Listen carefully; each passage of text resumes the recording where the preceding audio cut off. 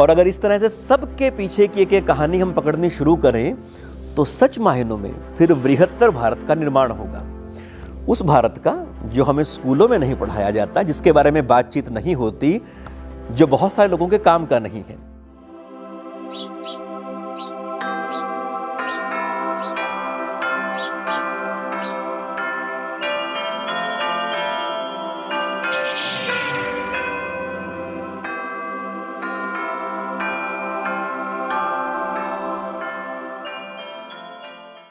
मित्रों, आजकल हमारे पास एक ऐसी समझ बन पड़ी है, जाने अब वो किन कारणों से ऐसी है, कि हमने मानना शुरू कर दिया है कि धर्म, संस्कृति, राष्ट्र ये हमारे काम की चीज़ें नहीं, इन्हें अपने पास ही रखो। और इनके बिना एक झूठी सी पर्सनैलिटी अपने आप की हम गढ़ने की कोशिश कर रहे हैं। वो झूठी ही पर्सनैलिटी है। हम भी एक बहकावे में जीते हैं और हमारा समाज, हमारा पूरा राष्ट्र एक बड़े बहकावे का हिस्सा बनकर रह जाता है।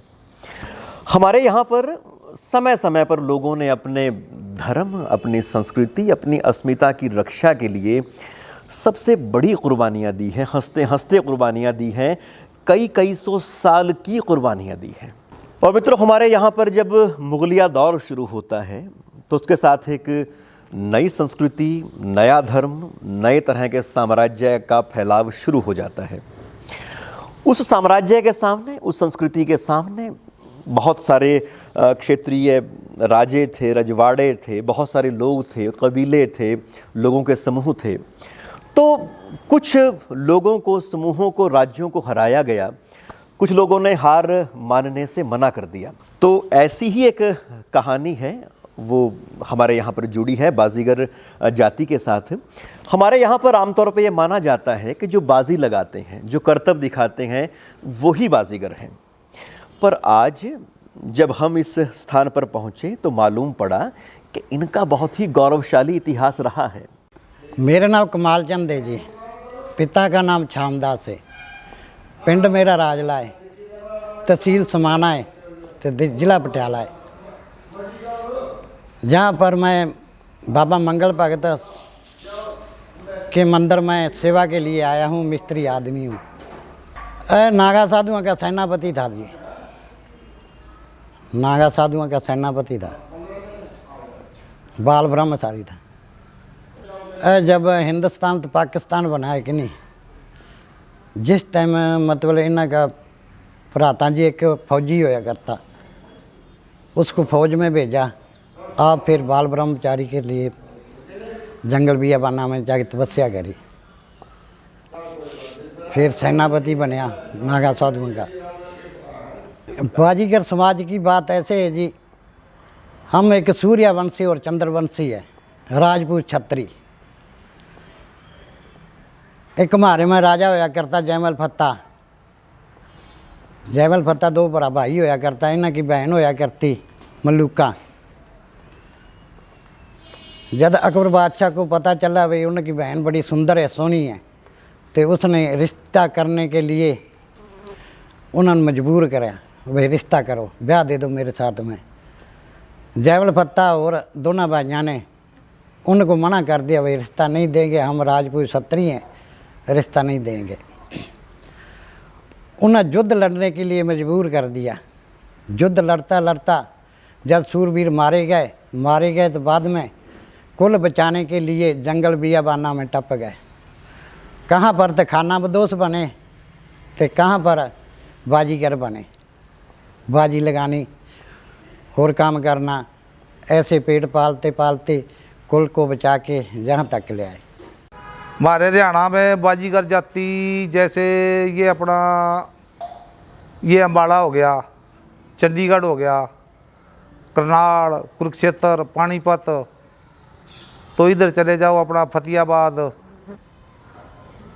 रतिया, फतिया, इधर संगरूर की साइड में, तो ये सारे तकरीबन हरियाणा के सारे ज़िले में बाजीगर है। कोई ऐसा ज़िला नहीं होगा जिसमें बाजीगर नहीं है। बाजीगर सभी ज़िले में है, किसी में थोड़े हैं, किसी में ज़्यादा हैं। ऐसा है कुछ तो गांव में रहते हैं, गांव में तो कम ही है, सबसे ज़्यादा गांव में कम है, ज़्यादा कर अपने खेतों में डेरे हैं। बाबा जी के बारे में ऐसा है जी, ये बाबा जी जो थे ना, ये एक नागा साधु थे। ये जूना खाड़ा 10 नाम संन्यास, जूना खाड़ा 10 नाम सन्यासी खाड़ा था यूँ। उसके ये मधुसूदनपुरी उस खाड़े के ये महंत थे। तो उन्होंने आके यहाँ डेरा लगाया। डेरा लगा के ये सारा फिर अपना गुरजारी लाल नंदा जब यूँ तीर्थ बना था ना, गुरजारी लाल नंदा ने ये ज़मीन उनको दे दी। मधुसूदनपुरी इसका नाम है।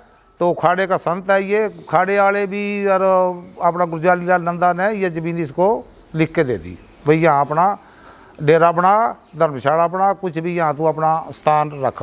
ये दूना दाना उसका सब उसी का बनाया हुआ है। आगे फिर ये चल दिया, ये गद्दी चल दिया रही है। हमारे को बाजीगर अपना कोई रिश्ता नाता मांगा था, तो उसकी वजह से हमारे बुजुर्ग जो थे वो अपना वहाँ से जंगलों में अपनी धर्म बचाने के बाहर बाज के अपना चलो 50 साल 10 साल 50 जो भी उन्होंने काट के फिर ऐसा ऐसा ये अपना सरकार बनी हिंदुस्तान पाकिस्तान जिस टाइम बनी, उस टाइम के बाद में सरकार ने कुछ हमारे को हक दिया, भाई जो बाजीगर है इनको ज़मीनें कस्टोडियन ज़मीनें जो है इनको ख़रीदने को हक दो, ये खरीद सकते हैं। फिर हमने कस्टोडियन ज़मीनें खरीदी। कस्टोडियन ज़मीनें खरीद के हमने वो ज़मीनें कलर ज़मीन थी, जंगल थे, वहाँ तोड़े आबाद करे, बच्चे को पढ़ाना लिखाना शुरू कर दिया। पहले कोई पढ़ाई लिखाई नहीं थी हमारे पास, जंगलों में क्या पढ़ाई थी। फिर बच्चे हमारे पढ़े, नौकरी भी लगे, ये अच्छी अच्छी नौकरियाँ बच्चे भी है हमारे। ऐसा कुछ नहीं है दूसरा अलग हमारे पास कुछ भी नहीं है। यही है जो अपना धर्म बचाया, खासियत यही है बाजीगरों के पास। तो हमारे यहाँ पर जो गाड़िया लोहार जिनको कहते हैं वो तो आज तक अक्षुण्य रूप से उसी परंपरा का पालन किए हुए हैं। कभी उन्होंने उन राजपूती राजाओं के अपने जो शस्त्र रहे अस्त्र रहे उनका निर्माण किया और आज तक वो उसी तरह का जीवन जीते रहे हैं, पर अपनी प्रतिबद्धता से वो पीछे नहीं हटे हैं। तो उसी तरह की ये जो जाति है बाजीगर भी है। तो ये एक अलग तरह के अतीत का पन्ना है जो हमारे सामने खुलता है जब हम यहाँ पर आते हैं, लोगों से बात करते हैं। तो इतना ही है कि एक तो बाजीगर जाति के प्रति हम सब के सब नतमस्तक हैं। इसके जो इतिहास है, इसकी जो विरासत है उसको हम सलाम करते हैं। और इसके साथ में हम जो बाकी के समाज के जो लोग हैं उनसे भी कहेंगे कि आप भी इनके सही स्वरूप में इनको पहचानें। लोग आज हैं, कहाँ हैं, कैसे हैं, उसके साथ साथ ये भी देखना शुरू करें कि आखिर वो यहाँ पर हैं कैसे, उसके पीछे क्या कहानी रही, वो यहाँ तक पहुँचे कैसे। और अगर इस तरह से सबके पीछे की एक कहानी हम पकड़नी शुरू करें तो सच मायनों में फिर बृहत्तर भारत का निर्माण होगा। उस भारत का जो हमें स्कूलों में नहीं पढ़ाया जाता, जिसके बारे में बातचीत नहीं होती, जो बहुत सारे लोगों के काम का नहीं है, पर वो सच में भारत है।